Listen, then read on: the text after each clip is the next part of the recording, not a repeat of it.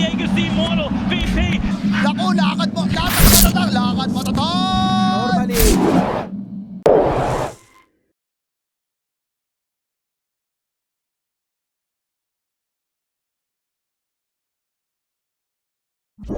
Be a bit careful of when he takes any possible engagement, and they're gonna go for anti-mage on the opposing side. It is, I mean, right. they kind of need anti-mage to survive. The toss, bounty room pickup, a little bit of a ras coming out, missed shotgun blast, and Kara actually needs to be careful, looking for first blood territory. The slow comes out from Dad, turns his attention towards Pimp.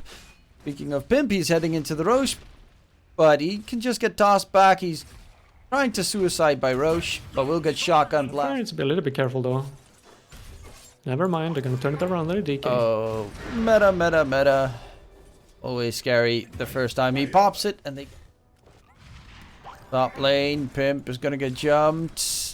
Does he get away? Slow comes out, Pimp does walk the distance. One more hit, and the illusion will find the kill secured. Dad gets at the bot lane, and he's currently moving towards the top, which you just talked about. Like, this DK is not the best target. Yep, Kara is, and that's an easy quick kill. Meta has been popped though by the TB. It's a level 2 meta. Dream Coil in return. DK is gonna lose his life, and there's that toss that you talked about. Snapped it immediately. I don't think that he's doing the right thing here when he's pushing or teleporting up to the top lane. Like, yes, you prevent the Dragon Knight from putting any pressure on your tier 2 tower, but I feel like anyone in your team, like even an unleveled support, can do this at this time. Like, maybe the Snapfire can get level 6. Triangle or up at the top lane, and Timbersaw should be the one down here to contest for these sort of smoke ganks. Mid lane though. They find Murdoch. This time the Mortimiscus gets added in. That's the kill secured. Shotgun blast. D-Flash gets annihilated, and that should probably be the tier 1 tower in mid. A very defensive anti-mage. Yeah, there was a ping from Undying, so I'm not sure if they're slightly aware that this might be happening. Let's see if the TPs are going to be ready here. Or they're just going to let Undying fall, yeah. That's worthwhile. When you're playing versus Puck and Terrorblade, like both of them just clear creep waves in a second. TV going on them. Big catch coming through. Snipe on top, and Pimp gets himself a killing spree on the Hoodwink again. Bottom lane. That's just the suicide lane at the moment. Remember that? The old school Heroes of Newer days. Yeah. They will at least find hijack in return though. So that is a saving grace. Alright, will get taken down. And okay, Buck also very much out of position. Double kill coming in for the anti-mage, and he's going to reach that timing a lot faster because of those 2 kills. Yeah, probably going to be enough to bring down this tier 1 tower as well, open up the map a little bit, or is it? But the DK does turn into squish against a Timbersaw. They're looking for more. Dad even pops the meta in terms of farm, and FCR is actually overtaking him by quite a bit. He flashed down to Nengo, but Nengo immediately gets mana voided, caught out. FCR gets the kill. Dad is here, but he doesn't have meta. FCR actually loses all of his mana to his own illusion from the reflection, and that is right there is the perfect downside to an anti-mage versus Terrorblade matchup. His own... I think it's very crucial to have a drums in every support or in every team. Just because of the extra movement speed and of course the attack speed when you play with a hero like Tiny or Anti-Mage. And just no fear jumping up on top of the high ground. Does a lot of damage, but on the side, Dismar's going to get blown up quickly. They still need to be careful. Tombstone's going to get taken out in the process.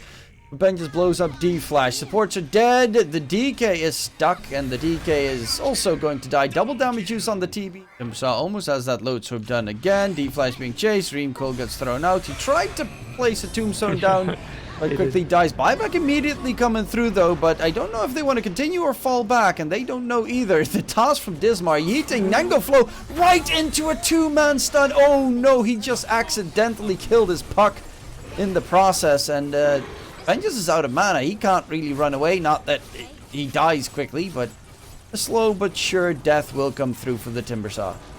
But good recognition from the Radiant side there. The buyback from the Undying, realizing that meta is off cooldown and that Anti-Mage is now back, so they can't really hit the buildings anymore. Going for Benjas. They actually are about to lose Murdoch in the process. And, okay, Dad, still 30 seconds for the Aegis. But yeah, it's kind of wondering why they're actually going for a fight here, considering they can't really do anything. The snipe comes out, Dad's losing his life. FCR jumping away, does he get to safety? 20 HP. He is dead, dies to Benjas. And, I mean, there are of the Lotus. Kara still going for Lodestar. Orb though, D-Flash gets jumped, D-Flash gets killed. In return, they will want to go in. Hijack with the BKB usage, they lose Kara. But there is a metamorphosized TB in the fight, and oh my god, DK and Pimp, they both just got evaporated right before our very eyes. The Demon Seal for the extra attack speed. Does still have that meta. Sunder, everything he wants. BKB, Aegis, Manta. They find themselves a very quick catch. That is Hijack taken down, and another one added in. Why did he blink in? I'm not entirely sure. They popped the tombstone as well, so maybe they decided to go, but I get half of them decide to go. BKB popped by Dad. They're going for the fight. Mana Void gets used. A lot of damage comes out, but the damage from the Dire is just too much. They're dropping a little bit low. FCR still alive. They're going to go for the Undying right now. D-Flash taken down. That should be mega secured. They buy back on the Undying, but honestly, like, this game is over. yeah, it's been over for quite some time now, I feel. They're just hoping for a miracle at this point. I think that the Ravens, all in all, played fairly well. Like, their draft was solid, and they played together as a team from start to finish. The one thing that I would remark on, though, was the Timber teleporting top after him hitting 6, giving Anti-Mage a little bit too much farm for my comfort. I feel like he should just keep chasing the Anti-Mage around this entire game, but apart from that, they did a good job. Yeah, well, It's another hero that he does very well against. Like, he fares well versus the Lycan on the lane, and if they want to use this song whenever Lycan presses his ulti, but tiny safe. yeah, it's safe. Like, this looks very rough for Interitus. They're gonna have to. Rock, is he gonna go Torrent? Yes, indeed. Dismar, body block comes out. Disruption will get taken down by Pimp for first blood. Did Costa Kunka Torrent for level 1, which is slightly... Or for the Lycan, can run down the Oracle, for example. I wouldn't have minded one level in Ensnare from Naga. Oh, there we go, actually. Top lane, they do get the kill on Takara. A little bit too close to the Nyx Assassin. So, Constellation price? Yeah, they should be able to get a nice free beat. And indeed, D-Flash walks up to the high ground, gets blown up. Nengo, in the meantime, is... Yeah, Song. Yeah, but with Song, what can you really do against the Storm? For the question. I mean, Kunkka is running over. That's sort of like dead. what I expected. And there's the chase from the Lycan as well. Hijack's going to be the next target. Okay, find the Death Prophet. Look for Pimp. Make that 3. What are they doing? I don't really get what good bait. Yeah, force the rotation. Now they know exactly where the supports are, which means that Lycan can feel safe. And they're even setting up now bot lane. Yep, Murdoch. Silence comes out. He's going to get caught. Didn't get his spells off in time. But no man on Nengo Flow. They'd relocate in as well because, I mean, that's pretty much the big problem. Which it is. It's going to be popped immediately.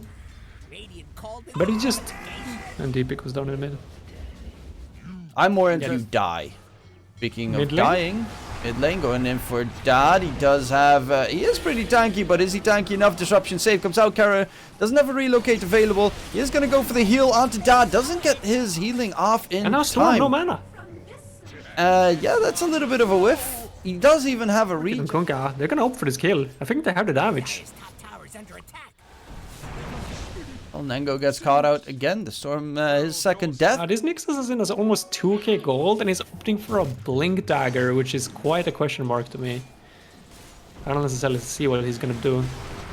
Well, he's going to try and help out his teammates. Murdoch, lift up in the sky, is going to get smacked down. No TP rotations coming in from the rest of the team. That's going to be the tier 2 tower gone as well. Bimp on the run, does have Spike Carapace, should keep him alive for a little bit longer, but can he get away? No way, Jose. They can keep pushing. Yeah, the creeps are... Like, oh, Kara needs to be careful. Gets Orchid did, but there is an army nearby. X-Mark looking for the IO kill would be a pretty nice one. Ghost Ship gets thrown out, does not connect. The IO is still alive. Disruption save comes in. They're going to go for the backline. Dad with the right clicks onto FCR. Does he get the song off in time? The toss up in the sky. FCR gets taken down. No song coming through. Hijack 3 poison stacks. And is also just straight up dead Murdoch into the Roche bit with another TP attempt. He will be able to disengage, but that is going to be the Aegis secured and Oracle. But he's just running around. Nengaflow is keeping them distracted. Full set of racks picked up. Nothing has been done in that engagement in the meantime. Hijack's going to be jumped and smacked down. Relocate sends the man Nengaflow with the BKB. And he will be rooted in the process, taking a lot of damage. But look at that turnaround from Dad, coming in with the real hurt. Song of the Siren gets used. Keep them at bay, but I mean, he still has the Aegis. They haven't lost anyone on the side of Ravens. What can you even gain here? He gets picked up by Murdoch on the Kuka, going for the whip damage. But on the side, they already get rid of Hijack. Dad, just so incredibly scary with that silver edge. In comes the Lycan Bite. Nom Nom going for FCR. Doesn't have the song available. FCR is going to get jumped. They do keep Dad at bay for a second longer. They stun him up nicely. It's a good job at FCR. How long can he stay alive? Not long enough. Looking for the death ball. D-Flash. Run away. Keep minutes in. Oh, they're falling for the bait. Oh. They're using Exorcism. Yeah, that's right there. You give a couple of those nice tips. BM. Yeah. Notions coming out, still going in onto Hijack and the gang. Oh my lord, they just evaporated. There's a lot of the time you see that combo coming through with the Lycan Tiny and it, you know, they get absolutely annihilated for some reason. This time around though, it does seem to be advantageous. Mowing down all the buildings, even has the moonshot for the extra attack speed. FCR, root onto Dismar. What does it do? Nothing, because your entire team is already dead. Zip onto D-Flash. Aghanim Scepter from Nango coming through as well. Add insult to injury. Murdoch on the retreat, and that is it. That is going to be Ravens taking the series 2-0. GG. And yeah, I guess we go back to the drawing table for that one. At least for our Radiant friends. I think the draft was questionable.